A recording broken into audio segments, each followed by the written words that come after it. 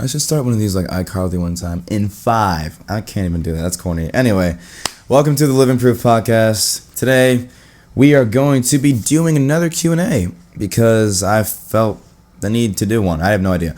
I just felt like doing a Q&A the week before Thanksgiving break, Didn't want to dive into anything too deep, which is ironic because I'm going to be diving into something deep later. But just wanted to end before a little break with some questions, answering some questions, spreading out some more knowledge, doing what we did the last couple of Q&As. And again, disclaimer at the beginning of this. I guess before we get into all that, a little update on how I'm doing. I'm fantastic. Break is in a week. I'm so excited. I get my wisdom teeth out on when do I get my wisdom teeth out? I don't even know. It's Monday. Monday. I get my wisdom teeth out Monday. That is crazy to me because I've never had a surgery in my life. So it seems kind of absurd that I'm going to now get 1, 2, 3, 4 teeth out of my mouth. But, I'm scared, nervous, excited. All my friends are like, oh my gosh, you have to record a video afterwards. And I'm like, yeah, sure, maybe. I doubt I'm going to say crazy things. I say crazy things while I'm conscious. So I think that when I'm a little bit messed up with anesthesia, I think I'll probably just say normal things. But we'll see. We'll see what happens. I'm not really expecting anything crazy, but I don't know. But yeah. It's been a good week so far. Bought a new volleyball. That was fun. The other one busted, so then I spent an egregious amount of money on this. And I feel good about life. Life is so good. Praise be to God. Things are great. Anyway, so before I get into this, just want to say another disclaimer that I don't know all the answers, right? I'm not God. And even in answering some of these questions, you may still have questions coming out of this video. That's okay. I encourage you to ask those, and I hope that you have more questions after I answer some of the initial questions, because that's what builds faith. Curiosity builds faith, right? If you're never questioning what it is that you believe, you're practically believing just, statements that you heard because of so and so is credible and blah, blah, blah, blah. If you have no reason as to why you believe something, that belief is just void, right? And if you can't explain, at least to some degree, why you believe it, then why do you believe it in the first place, right? So if you're curious about something, ask. It's better that you're curious and ask than curious and don't ask, because when someone asks you that question, you'll think, why didn't I think of that? And then your faith is now either, it has the chance to shake and shift, or you just are better and you just look it up. But I don't know. Sometimes people's faith wavers based on those questions that they can't answer. And so, in trying to answer these, I hope that I allow you to at least come away with some knowledge so you can tell somebody else as to why you believe what you believe. But anyway, first question.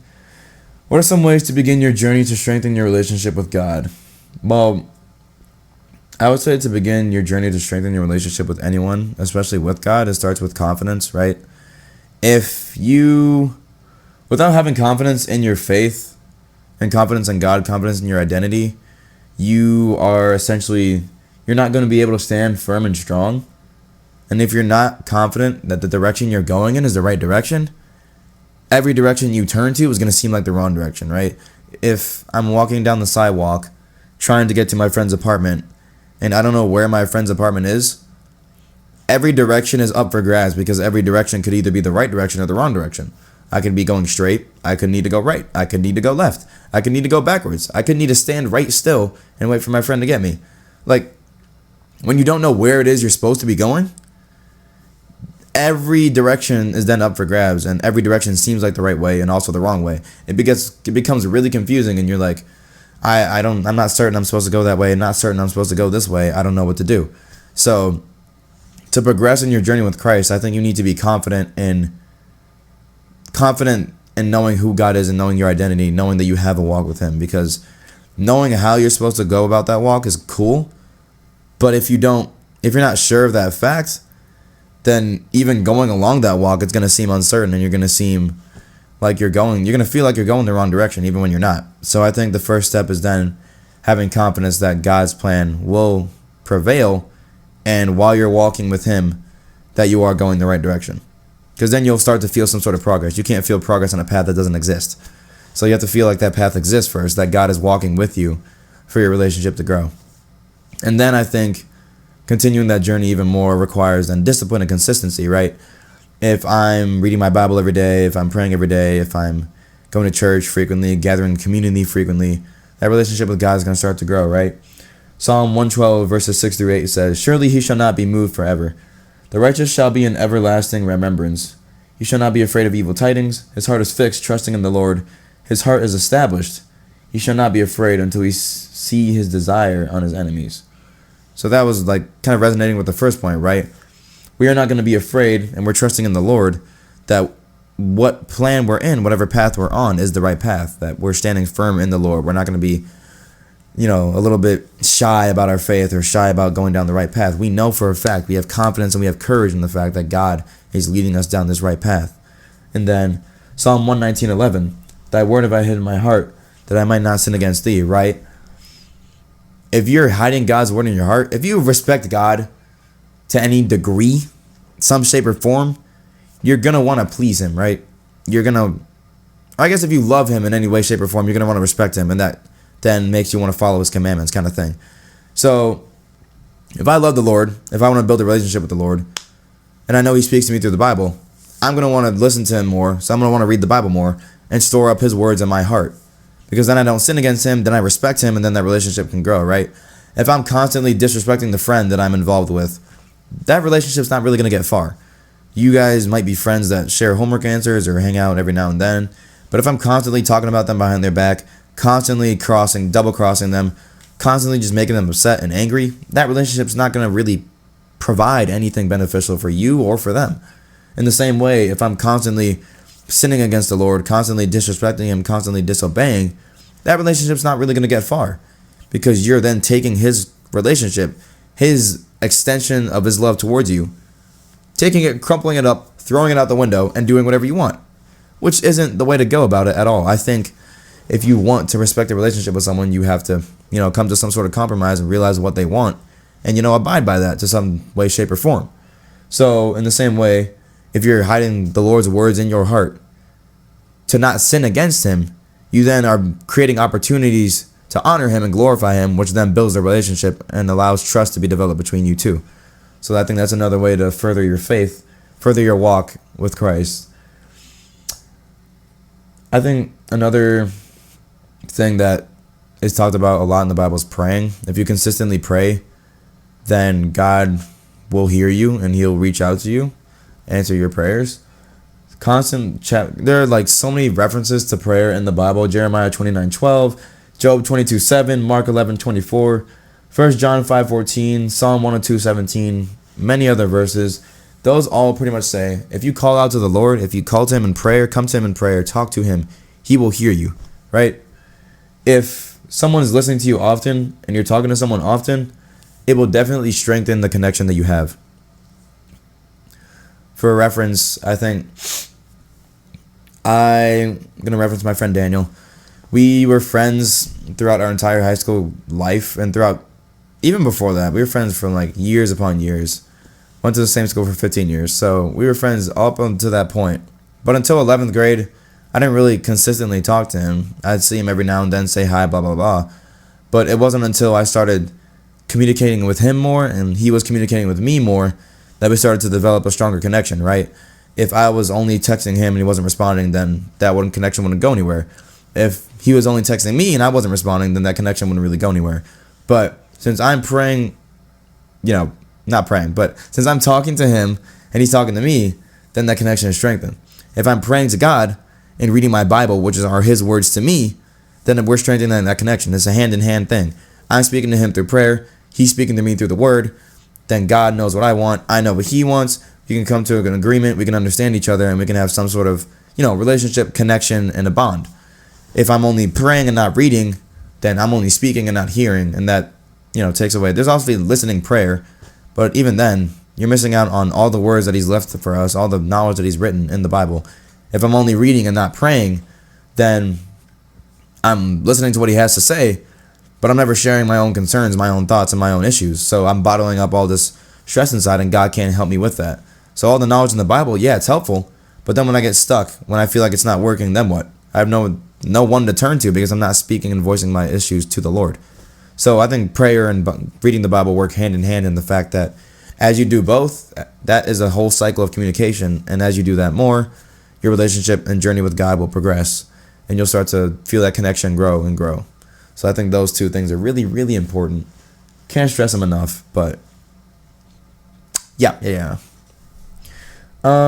Next question. Why must everyone struggle with sin when Adam and Eve are the ones who messed up?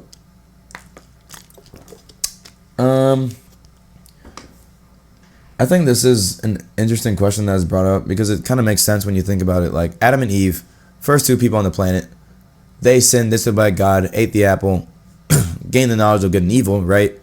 And then we are generations upon generations down under them, and we're still suffering from that same sin, right? So why in the world, if we're nowhere near them anymore, do we still suffer from that same sin? And I think one way to think about it is inheritance. Like inheritance, it's kind of unfortunate, but that is kind of what we have embraced. Think of it like by Adam and Eve's action, death and sin entered the world.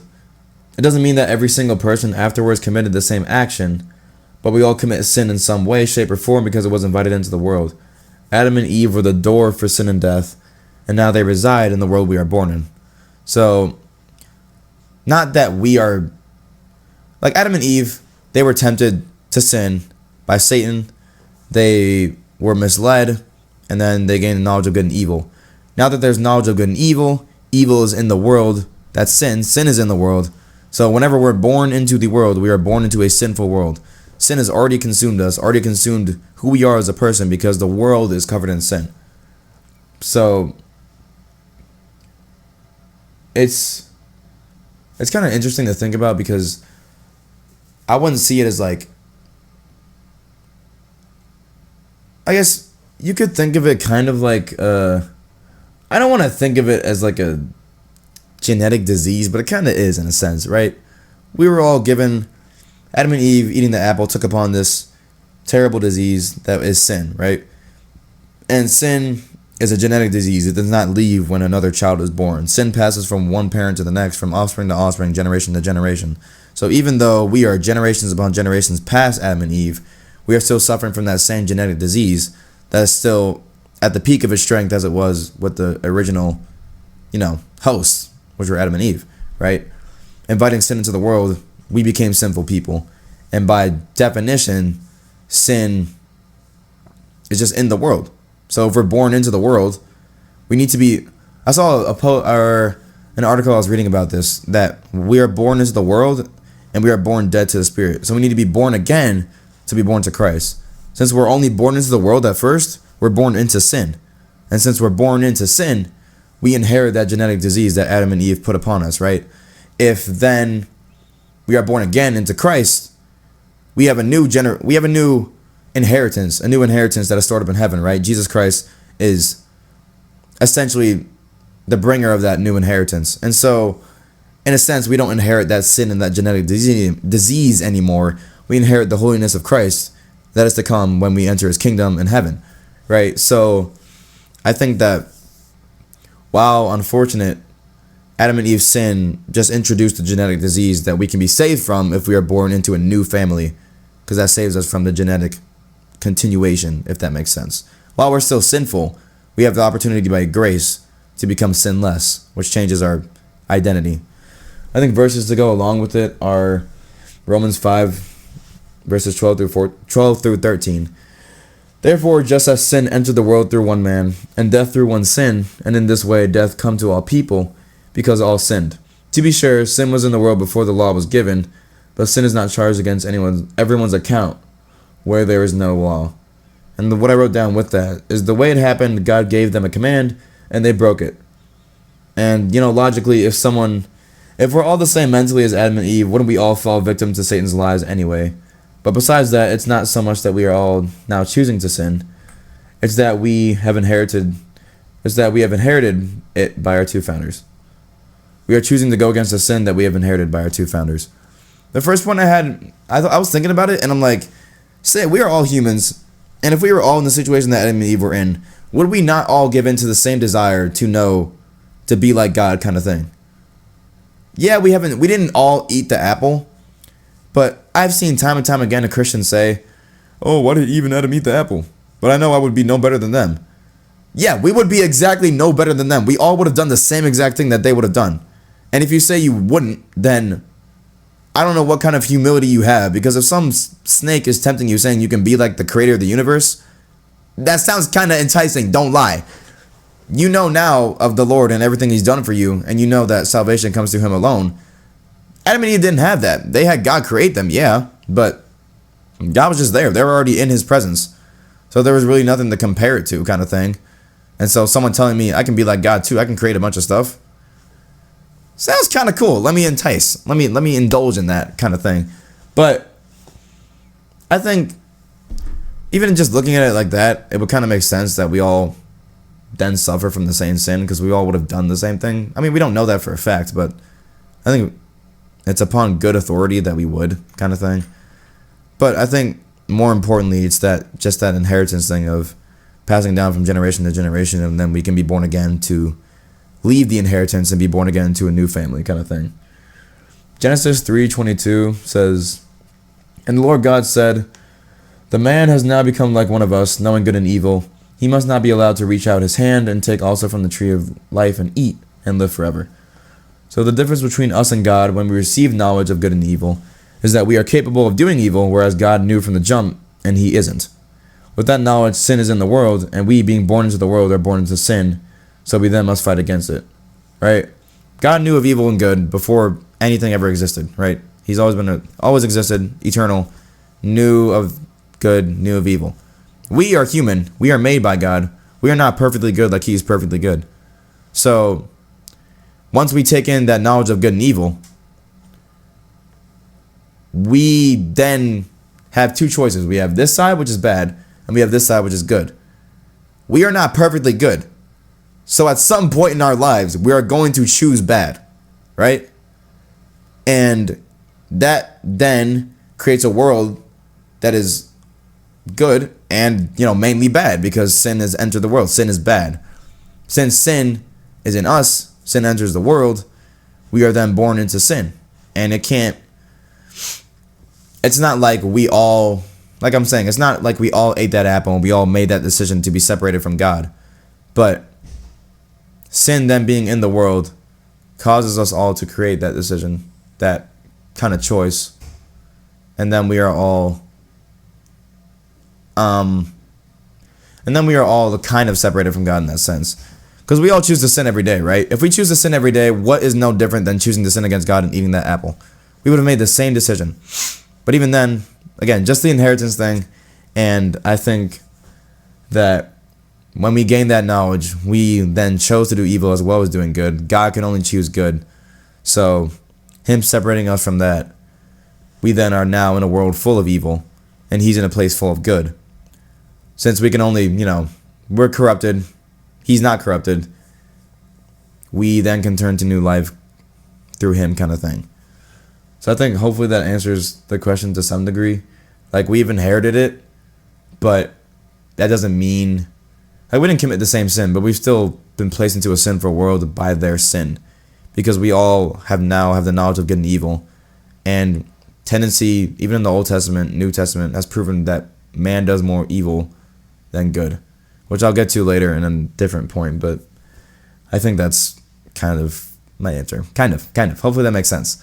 But next question. I can't read.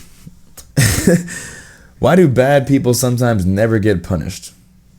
I think the first thing you have to understand is that things are never truly as they seem, right? I used to think this a lot. I'll be like, say I'm in 4th grade and I throw a pencil across the room. This is a very specific example. I never did this. Don't worry.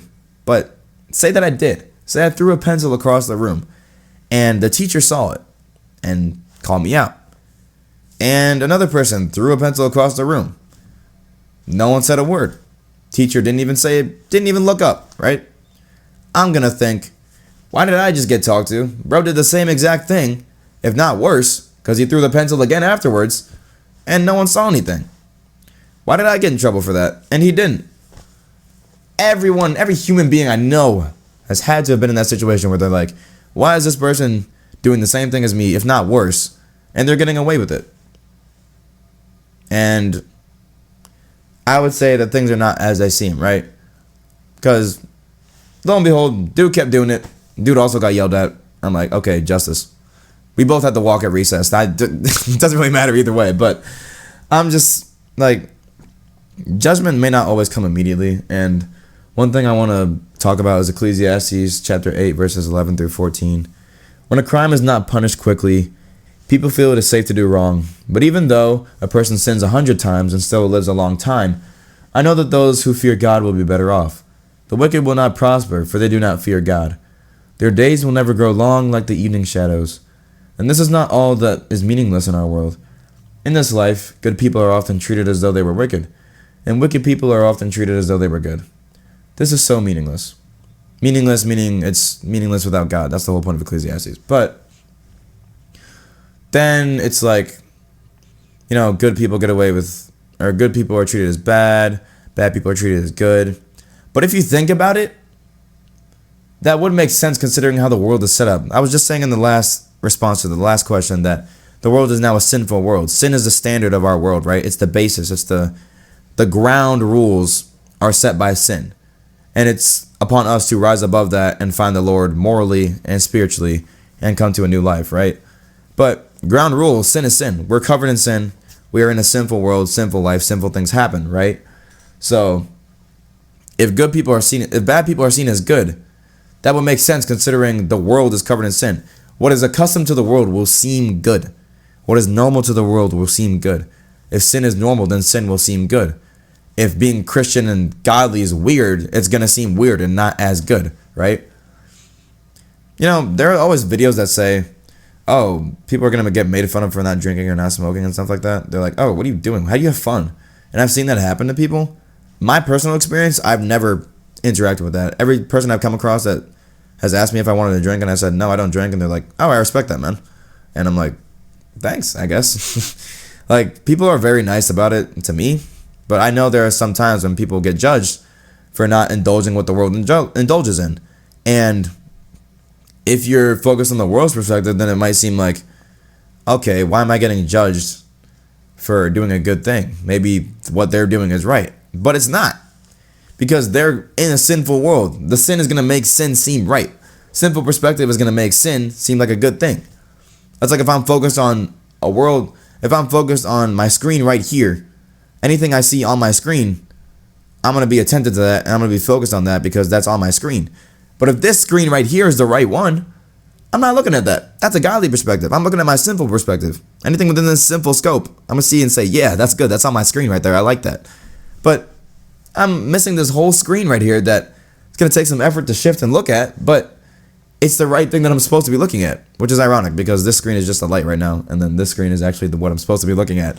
So, 2 point. But point being that when our perspective is sinful, sin is going to seem good. And as Christians, when then we turn into a godly perspective, sin is going to seem wrong, and God is going to seem like the right thing. God's path is going to seem like the right path. And to everybody that might not always be, the right thing. I think another point to mention is that there was an argument that I was reading online, and I'm just going to read it here because I thought it was really interesting to take in that perspective. So some dude was saying that they're arguing about this, and then this dude brought up the point. You're missing a very important point. The Bible provides the ultimate get-out-of-jail-free card. No matter how evil you were during your lifetime, no matter how many bad things you did, all you have to do is repent and find God/Jesus, and you'll be rewarded in heaven. Conversely, no matter how virtuous you were in life and no matter how many good deeds you perform, if you don't grovel in front of the right invisible super being, you'll be tortured in hell for all eternity. If that's not an effed up worldview, I don't know what is. But I personally, dude's saying if you're good in this life, but if you don't follow God, then you're going to hell. And if you follow God, No matter how many bad things you've done, if you follow God, then you're going to heaven. And I think that perspective is kind of flawed, right? Because his basis is that when you're looking at the world, people are just naturally, if you do good things, you're a good person kind of thing. If you do good, you're good. And from the worldly perspective, yeah, that makes sense. Do good, you are good. Do bad, you are bad. That is a natural thing. But I'm sure there are good people that have done bad things. Good by the world standard. I'm sure there are bad people by the world standard that have done good things. But if they're defined by the majority of their traits, then that doesn't seem really fair. But regardless, it's still from a worldly perspective. If you're saying you're good from a worldly perspective, by the world standards, you're good, yeah. But the world is covered in sin. You're down here. God's standards are up here. God's perspective is up here. Unless you come up here, you can't see what it looks like all down here. You're still stuck down here. You're not really paying attention to the grand scheme of things. And so, yeah, he's saying, unless you bow down to some invisible super being, you're going to go to hell. You're already going to hell anyway. He's saving you. He's not condemning you to that. You condemn yourself. We all condemn ourselves by that choice that Adam and Eve made, which was referenced earlier. But since sin has entered the world, we need then a way to get above sin, to view sin from a different perspective, to go to God. And that's how you see that no matter what you do, good, bad, evil, it's all meaningless. What Ecclesiastes was talking about. If you don't have God, whether you do good or evil is meaningless, because at the end there's nothing. There's no afterlife, there's no God, there's no good or evil, it's just nothing. And you can say, oh, I want to be kind to my fellow man. Ultimately, you don't gain anything from it. Yeah, you could be a nice person, but the fact remains that if there's no heaven or no hell, then it doesn't matter what you do in this life. It literally does not matter. And you can argue that, oh, that doesn't mean that, oh, I'm just going to live this life. This life is all that matters then. Yeah, this life is all that matters. But when you're taking the grand scope of eternity and smushing it down to the 80 years you're on earth, as Solomon was saying, that's kind of meaningless, bro. Like, I'm going to ignore eternity, ignore the possibility that there is an eternity, and just focus on these 80 years. And whatever happens after that happens. I'm not saying that's wrong to think that. Like, this life matters, obviously. But whether you do right or wrong, whether you're good or evil, whether you get judged in now or you get judged 15 years down the line, it doesn't really matter if there's no, like, real consequence. You go to jail, sure. What real consequence is there? It's just life. It's such an interesting thing to think about. And that's... Thinking about this, like, this whole perspective is just interesting. I was saying God performed justice in the Old Testament by allowing the Israelites to prevail if it was against their enemies, or punishing the Israelites if it was the Israelites. But God's justice isn't as immediate now as it was then. So that's kind of addressing the first point of, like, why do good people get away with, or why do bad people get away with doing bad things kind of thing. If God's judgment in the Old Testament, Israelites sinned, they didn't go to the promised land. Midianites sinned, they got eradicated. Canaanites sinned, they got eradicated. Egyptians sinned, they got eradicated after being shown God's glory. All these examples of God's, like, punishing relatively quickly, right? But in the New Testament, you don't really see that. You don't see immediate judgment. You see Jesus' teachings as he goes throughout, but you don't really see immediate judgment.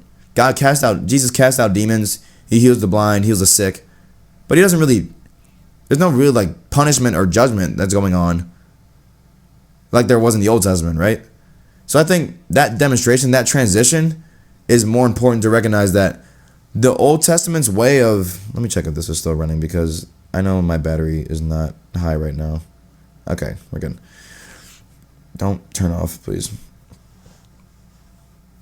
Let me just do this because I know it's going to turn it off and I don't really want that to happen. So, there we go. But pretty much saying that, like, the... what's it called? We're saying then that justice should be the same in the Old Testament as it is now. And that's totally not true because we're living in a different society. One, Jesus' time period was different than the Old Testament. He came to bring about a new covenant, a new laws, and a new way to live kind of thing. So that's already different. On top of that, that was like 2,000 years ago. Things are changed now. Society's a little different. And so justice is not going to look the same to every single person. Not saying that God's justice changes, but it may not be immediate. And another thing that I saw, another rant, he was saying Someone asked why can God be totally good if he allows these bad things to happen? And this person started off with explaining they started off with explaining what God is, like his omnipotence, him being all powerful, all knowing, and all benevolent. And so then he was like, with this definition of God, there's going to be a lot of talking, so just bear with me as I explain this. With this definition of God, we find some incongruous behavior with our observed reality. For example, of which we could list many, we can show instances of hundreds of thousands of people being put through torturous conditions by this fellow man and being forced to endure misery you couldn't imagine. Historical examples: Holocaust, Native American trial of tears, modern day treatment of Muslims in China, treatment of Palestinians by the Israel state, treatment of Mexicans by the southern United States border. Now, a being which is all-knowing must know about these sufferings and the pain of these people. A being that is all-powerful has the ability to do something about it. A being that is all good would want to do something about it to stop it. Yet it happens again and again and again, endless agony and chaos. So either God is not powerful enough to stop it, hard to believe when God can supposedly turn people into pillars of salt, water into wine, blah blah blah, or God doesn't know about it, also hard to believe if he is supposed to know what is in your hearts.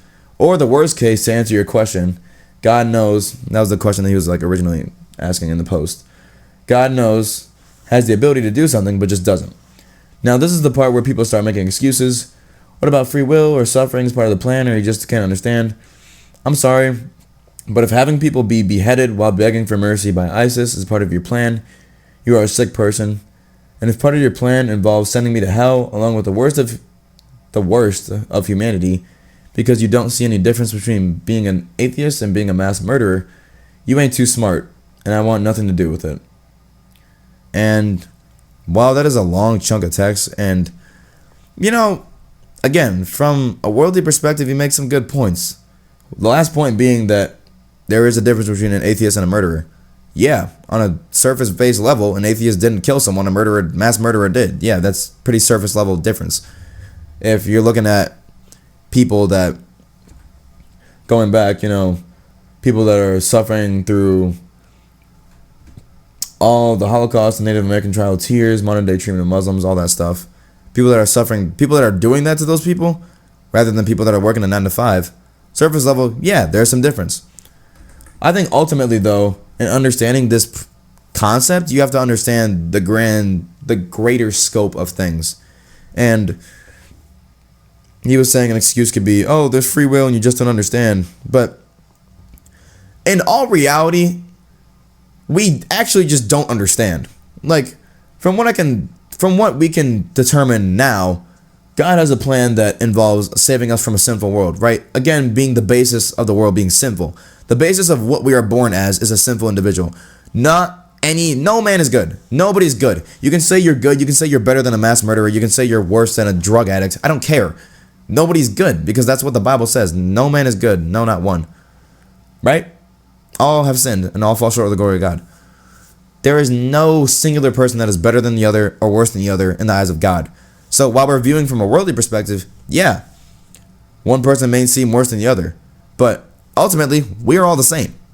So to go along that, in the same way, justice for the wicked is already coming in the future, if not in this life, then definitely afterwards. We don't see it now because we simply have no ability to. Like, we're not on the perspective that God is. We can't see the judgment that's coming. God knows judgment is coming. That's why sometimes it seems like he does nothing.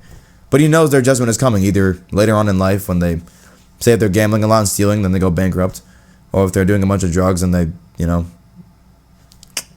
or if they're suffering from, if they're, abusing someone or assaulting someone, then they go to jail or suffer for that. But even if not in this life, then later on, after this life, they're suffering in the lake of fire for eternity kind of thing. Because that's the choice they made. They chose to stay in their sin as opposed to seeking out the Lord who is above this world. And you can say, oh, if I'm a good person and I don't follow God, you can't. You can't be a good person and not follow God. Because God is good. If you don't follow if you don't follow the goodest person to exist, you can't be good. If you don't have him clean you, if you don't have a person that is pure make you pure, you are not pure. I cannot be born a sinner, do actions in this world, purely on this world, purely in the sinful world, and come out a clean, pure man. That's not how that works.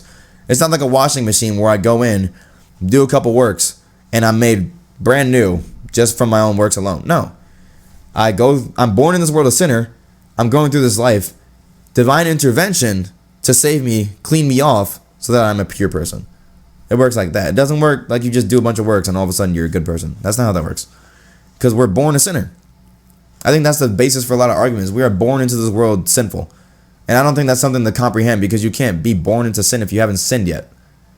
Which is then something that falls under God's jurisdiction, as opposed to, say, a baby dies, right? They just got born, died an hour after childbirth. Did they commit an actual action of sin? No. Where are they going? I don't know. Like, I have no idea. I can't answer that, but do I know that they're born into sin still? Yeah. But they have no opportunity to know that there is a divine intervention, so that's not really up to me. But another thing to think about is social media presence. Not everything you're presented on social media is entirely accurate. In the same way, not everything in everyone's life is going to be immediately accurate, right? You'll see someone having 15,000 cars, bunch of money, bunch of houses, perfect girlfriend. Even the perfect girlfriend is a lie, because there's no perfect girlfriend. But having everything together with their lives, and they're like, man, they literally cheated to get everything they have. How are they still fine?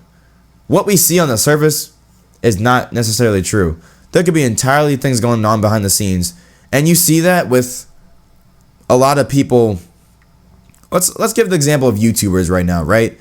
A lot of YouTubers coming out saying that they've, dealt inappropriately with minors and all this nonsense, right? If I'm going to go and say that, oh, that person's a good person, yeah, and only look at their face value, then yeah, they're good. But no one knew anything that was going on behind the scenes until it got brought to light by some crazy circumstance. I don't even know. But in the same way, if I see a person and all they're getting is blessings, I have no idea what's going on under the surface. They could be $100 million in debt while they're a rich billionaire. I don't know. Would that matter to them? Not really, but it's still like something that they're dealing with. They could have lost family members. They could have lost loved ones. Something could be happening behind the scenes that we just don't know about. So, in trying to process people's judgment, one, we have to shift our perspective from the worldly perspective to a godly perspective, right? We're all sinners and we're all falling short in some way, shape, or form. So they're going to receive judgment regardless, the same way we are regardless. It's just that God has made us pure so that we can live with Him, as opposed to them not being made pure, so they receive eternal judgment, kind of thing. But I think then it becomes a thing of trying to perceive it differently. You never know what's going on behind the scenes, right? There's always something going on behind the scenes. So even if you take something at face value, just remember to, I think, look beyond the surface. And remember why you're following God in the first place. You're not following Him to get a reward. You're not following Him for good things to happen. You're following Him because He's the King of the world and you love Him, right? I wouldn't be doing only good things because I don't want to have a bad thing happen to me. So even looking at surface value, you could say, okay, this person's doing bad things. Good things are happening to them. Bad things are happening to me. What's going on here? But I think we find joy in those bad things because we know Christ is working all things for good. They don't have a joy. So when bad things happen, they're going to, things will be upsetting. But when bad things happen to us, we have strength and we have courage in the Lord. But hopefully that answers it. Don't look at face value. Just understand that God is working even behind the shadows, and whatever happens in the shadows will eventually come to light, like all these people getting caught for pedophilia. But I digress. Been talking for too long. Next question. I want to still have time for the last two, which are this question and the next question. What am I at? 39? Okay, I'll try and run through this one quickly. How can we feel peace in times of loneliness, times where we feel isolated from the rest of the world? First thing I want to talk about, Galatians 1:10. For am I now seeking the approval of man or of God? Or am I trying to please man? If I were still trying to please man, I would not be a servant of Christ. When called to be a servant of Christ, we are committing ourselves to a life that may not always please the people around us. By that fact, then, we're going to face times of separation and isolation. You can't please everybody, right?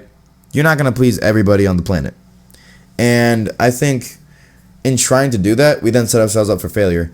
We'll end up displeasing everybody, ultimately displeasing God, and we'll be even more isolated than before. So I think in trying to please everyone, you find yourself in more isolation than trying to just please God. But I think we can find hope because, like I've been saying this whole time, Worldly perspective, godly perspective. When we're born again, we are now embracing this godly perspective. The world is going to seem foreign to us. We're going to seem like strangers here. We're going to seem like exiles, outcasts, which is what we've been talking about in our Bible, our Christians large groups that we've been having for this community that I'm in. If you guys don't know InterVarsity, join InterVarsity. Go to Christian community. Wonderful people. But anyway, we were talking about exiles, and when you're in this world, being of the godly perspective, you're an exile in this world, right? So obviously you're going to experience some sort of isolation. How do we deal with that? I think perspective is important, and knowing that you are not alone, kind of thing. Where 1 Corinthians 12:12 says, "For just as the one body is one and has many members, and all the members of the body, though many, are one body, so it is with Christ." So we have a new family that resides in our identity in Christ. Feeling isolated from the world is a pain indeed, but we can rest in the fact that we have a community that loves the Lord like us and wants us to have a relationship with Him as well. So I think important in times of isolation, it's important to find people you can rely on, because God did not make man to be alone, as it says in Genesis, right? So that goes for marriage kind of thing, but not really. He made Eve. They weren't married. They were just Adam and Eve, two people, right? So God made people to be people. And when it says, when two or more are gathered in the Lord's name, there He is, right? So I think it's good to be in community. So find community. There's peace in the presence of others. Galatians 6:1-2 says, "Brothers, if anyone is caught in any transgression, ye who are spiritual should restore him in a spirit of gentleness. Keep watch on yourself, lest you too be tempted. Bear one another's burdens, and so fulfill the law of Christ." Transgressions can be stressful, but being in community helps to ease the burden of whatever you're feeling. And I think that is an important thing to realize, that being in community helps. When you have people that you can talk about your struggles with and that can point you to the Lord in a spirit of gentleness, because if they don't have the Lord, they can't point you to the right solution, right? And so I think that it's important to understand where you're getting your encouragement from, where you're getting your support from, where you're getting your peace from. You get peace from God. You want people that point you to your peace, right? If you're in isolation by yourself, yeah, things are going to be tough. That's when the prayer comes in. That's when the reading comes in. And that's when the trusting and faith comes in. But another thing that's important is community. That fourth thing, community, right? People that are around you, if they're constantly talking downwards, talking about the world, talking about bad things, you're going to try and find your peace in those bad things. And that's not going to end very well. So I think another thing that's important is to surround yourself with people that point you to your peace, which is God. You can't find peace in something that isn't your peace, right? And if you know that God is your peace, because I know as Christians, we know that God is our peace. God brings us peace and stability. But if we're constantly around people that point us in every other direction, go to this, go to drugs, go to alcohol, go to homework, go to Rocket League. Don't know why that randomly came up, but go to all these things to find your peace. If they're pointing you all around, you're going to be confused. You're going to be trying to find peace in so many different things. And when it doesn't work, you're going to feel kind of hopeless. But you surround yourself with a community that knows the Lord and knows He's your peace. When troubles come up, when you talk to them, they're going to point you to Him. When you talk to her, she's going to point you to Him. When you talk to homie over here, he's going to point you to Him. Everyone's going to tell you that your one solution is the Lord. And that builds reliance on Him, builds trust on Him, and you can have more confidence in Him when you go into those isolation seasons. So I think it's important to be involved in community, know where your peace comes from, and to just trust in the fact that you are who you are supposed to be. If you were meant to be in the world, you would be in the world. God wouldn't have reached out to you. God wouldn't have chosen you to be His people. But God has chosen you to be called apart from the world, right? We are called apart. We are set apart to be something special. Paul says that he was called apart to spread the word, to spread the gospel to the Gentiles, to the Corinthians, to the Romans, all these people. We are also called apart, set apart for the purpose of glorifying God, right? So we cannot deny our calling and go back to the world. We are meant to be set apart. We are called apart, so we're going to be set apart. But in dealing with that, we can then find solace in the fact that God is still good. God is with us, and He has given us a community to be around. He has given us prayer. He has given us purpose. He has given us a drive to know Him more and to love Him more. So I think those are some things that can help with feeling isolated. To rely, going back to Psalm 119:11, rely on the word that you've stored in your heart, what you know to be true, and trusting in that. But also then, don't stay isolated. Find people you can talk to. Find the community that you are not isolated in. Because in the world, yeah, you're isolated from the world. But from the godly perspective, you're with a family. You got people. So rely on those people. I think that's important. And, okay, Last question that threw me for a doozy, and I'm still thinking about right now, but try and get through it as best I can. I'm confused about how to know which parts of the Bible to follow. It doesn't seem right if I only follow the parts that I agree with, like Jesus' teachings of love and forgiveness, and disregard the things I don't like, not accepting LGBTQ, treatment of women, etc. It seems like if I were to 100% the Word of God, we'd have to obey all of it to the letter, even the parts that give instruction on taking women as prizes of war and things like that. So far in my life, I just try to trust that my own judgment of right and wrong is sufficient. I'd love to hear your thoughts on this. So, I think first things first, right? We have to understand context of the Old Testament, context of New Testament. New Testament time, Old Testament time, completely different periods, completely different regulations, completely different lifestyles, right? I think, take for example, Numbers chapter 31, verses 17 through 18. This was after the Midianites. Midianites were people that weren't very lawful, always, condoning in sinful acts, or engaging in sinful acts. And so they were trying to seduce the Israelites and lead them into sin after God specifically said, watch out for these people. Do not engage in anything they're engaging in. Israelites just, got all chill with them, and they were like, oh, you're sinning? Let me do that too, man. So then God was like, now therefore kill every male among the little ones, and kill every woman that hath known man by lying with him. But all the woman children that have not known a man by lying with him, keep alive for yourselves. And, that seems kind of bad, but bear with me. This annotation then, from a post that I was reading, said, normally in wars outside of Canaan, the women were spared, But as these women were responsible for seducing the Israelites, they had to be killed. In addition, if every male among the little ones were killed, this would preclude the perpetuation of the Midianite people and eliminate the Midianites as a nation forever. Girls without sexual experience, who were not involved in the sin of Baal Peor, were allowed to live and marry Israelite warriors. Basically, the reason for this whole episode was the Midianites seducing the Israelites and leading them into sin. As judgment, God commands the Israelites to attack and kill those responsible. All the men were to be killed so that the Midianite nation would be wiped out for its sin. The young women in this passage were not responsible for the sin of the Midianites and were therefore spared.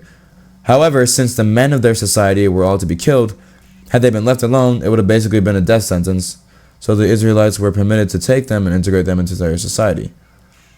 And when you look at that, you're like, okay, they were tempting the Israelites, God wanted them gone, so then God has the Israelites kill them, right? That seems kind of logical. But then you look at the Old Testament Exodus, 10 Commandments, one of them is thou shalt not kill. So it's like, I wrote down here, but that's still genocide then. How can God condone these actions by his people? And where's the rest of my thing? Hey. Where'd it go? Oh, okay. But that's still genocide then. How can God condone these actions by his people or by others? And I feel like, in a sense, it's some form of punishment. I was reading a post, which I don't understand this at all myself, and I'll probably look into it more later. But God created the commandments of thou shalt not kill so that the Israelites and all these people would follow them, right? If then God saw a need for it to then make rare, occasional, I don't want to say exceptions, but commands that extend beyond the commandments, then the Israelites were probably to follow his direct word of mouth as opposed to following, the commandments that were written down. If the commandment was, let's say, for example, thou shalt not poke a hole in this wall or something. And then God says in order to demonstrate my glory, go poke a hole in the wall. Are you going to tell God that his commandment says not to poke a hole in the wall and have him explain why he wants you to do it? Or are you just going to trust him and understand that's for his glory and poke a hole in the wall? I feel like that's what the Israelites were faced with. And so they chose to follow the Lord because I think this is the main point I'm trying to make. The Israelites followed the Lord because ultimately, at the end of the day, your walk with Christ is going to look different. But ultimately, it's following him that gets you to heaven, right? If you're trying to understand Jesus and follow him and follow his teachings, I think that's the most important thing to understanding what is for you in the Bible, what isn't. Everyone's going to read the Bible and take away different things, right? Every relationship, every walk with God is personal. I would say in my own personal experience, there are chapters in the Bible, there are books in the Bible that have resonated with me and that honestly really remember and really live by. There are books in the Bible that I haven't read, and there are books in the Bible that I read and don't really take anything away from it. It's not really something I don't even really think about sometimes, you know what I mean? But I think that if I were to ask the next person the same thing, they might get a whole different interpretation of the same passage that I just read. And the parts that might not matter to me, it might matter to them. And I think in our church service on Sunday, there was a lot of talk about convictions and what convictions you have. They might differ from somebody else, but as Christians, we're called to respect everyone's convictions, right? I think 1 Corinthians 8:13, wherefore if eating meat make my brother to offend, I will not eat meat so long as I live. Because I think the point of that verse is then being that I will not be a stumbling block to others. So if meat makes my brother offend, if meat offends him, then I won't eat meat while I'm around him and while I'm alive, kind of thing. In the same way, if, say, an Old Testament law is cutting your hair, if cutting my hair makes my friend offended, then I'm not going to cut my hair when I'm around him, and I won't cut my hair to offend him, kind of thing. So I was kind of respecting your convictions. I have notes written down from that sermon, but there are like 2 questions you can ask about convictions. What might cause my friends to stumble? Am I moving obstructions out of the way? And does this build both of us up or just one of us? If your conviction is difficult for another brother, you are not meant to exercise that conviction while with him.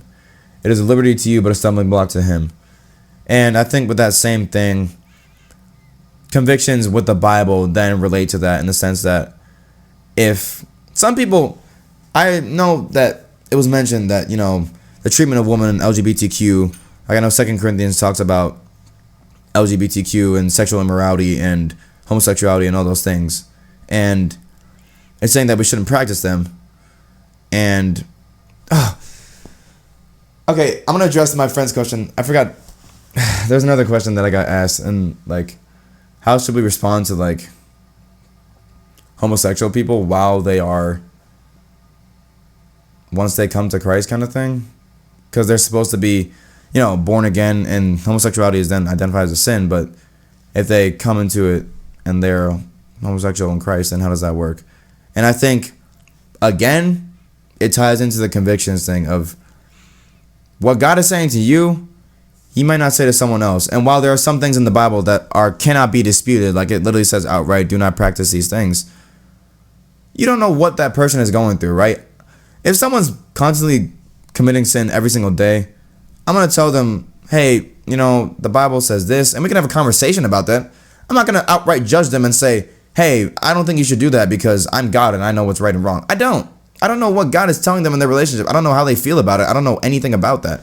I read the Bible and I see what it is, but if they're feeling some different way about it, then I don't think it's my right to say whether or not, okay, this is actually kind of going long, but I don't think it's my right to say whether or not that applies to me or applies to them, right?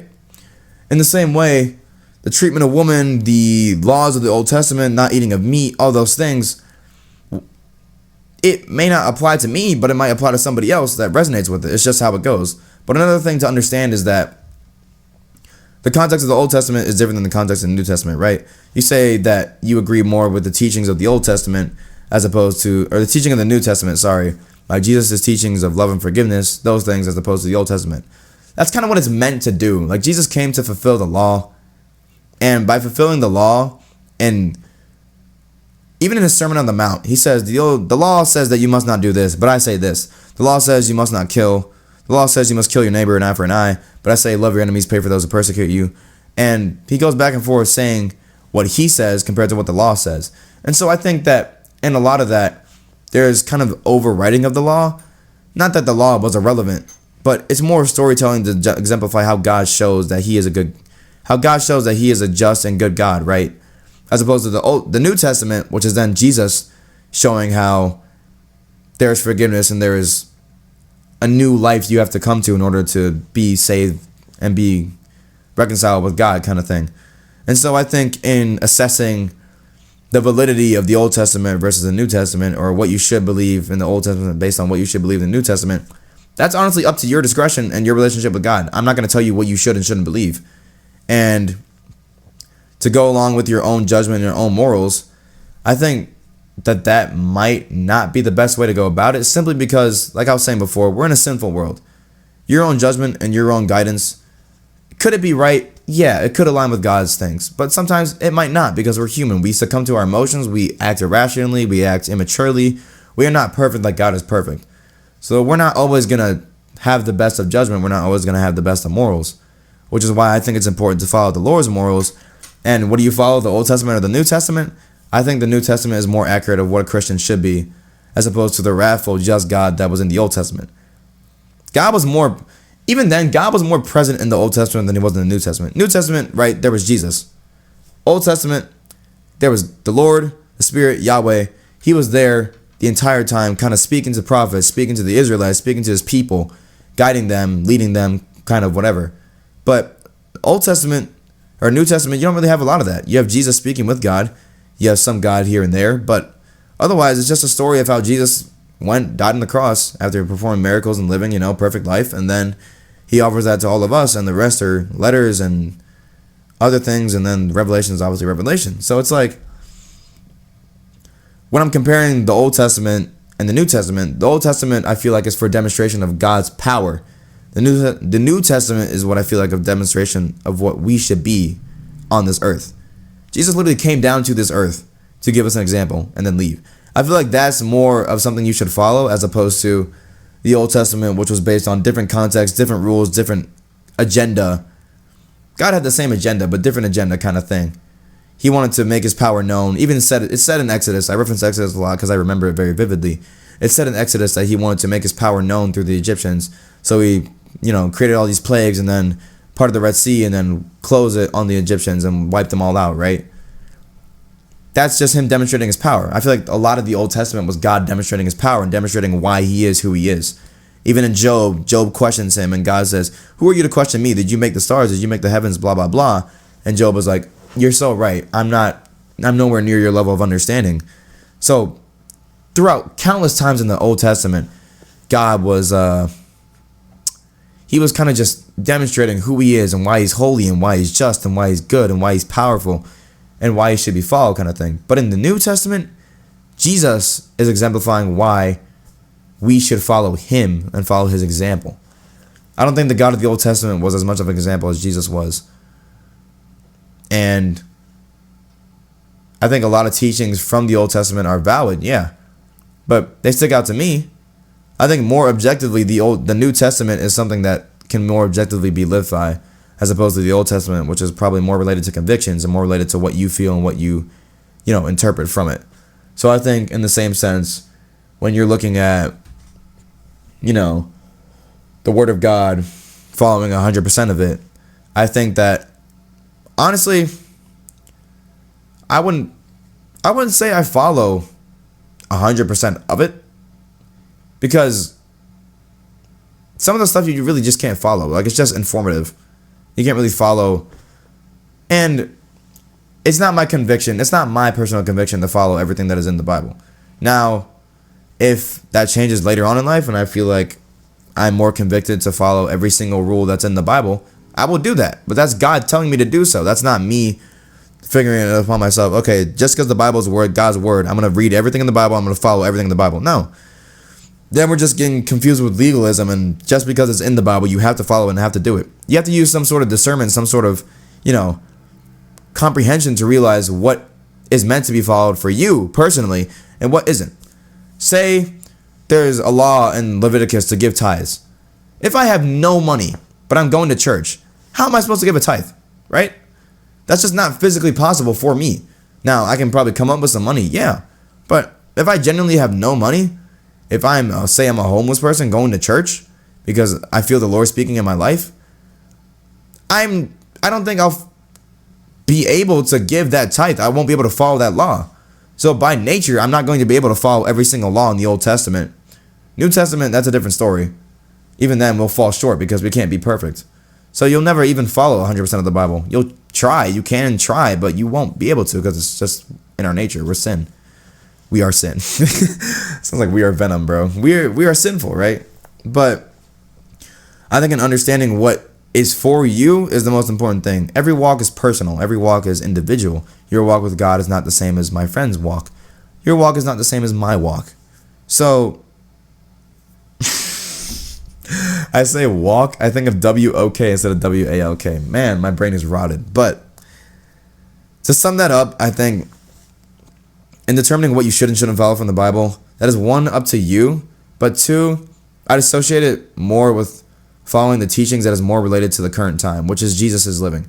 Jesus' living can be applied to our culture. It can be applied to the culture of 100 years ago, 200 years ago, 1,000 years ago, 2,000 years ago, right? Maybe before Jesus' time, things were different. Context was different. The whole world was different, right? But right now, I think it's more important to focus on the teachings of the New Testament and what you can learn from Jesus' living. Because ultimately, we're following Jesus, right? We're trying to believe in his sacrifice, believing that he was a perfect man, died, rose in 3 days, and conquered sin and death. But if I'm more focused on the Old Testament and following all those laws, then I'm never going to get that point. I'm not going to get the foundation of the faith.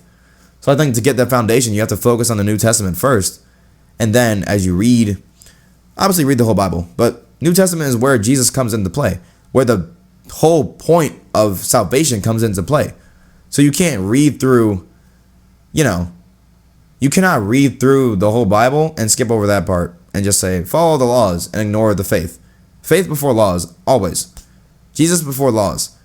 But in knowing Jesus and getting to know God and having a relationship with him, you can then understand the laws more and understand what you should and shouldn't follow based on your own relationship with God. But ultimately, follow Jesus, because I think faith works is based on faith. If you have no faith, you can't really do any of the works. Doing them without faith is just doing them. Following all the laws without following the faith is just doing them. And in the same way, saying you're a Christian without acting like it is just words. So faith and actions come hand in hand, but honestly, develop your relationship with God and with Christ. And it doesn't have to be everything in the Bible, but he will point out to you what you should and shouldn't listen to in terms of your conscience and your conviction.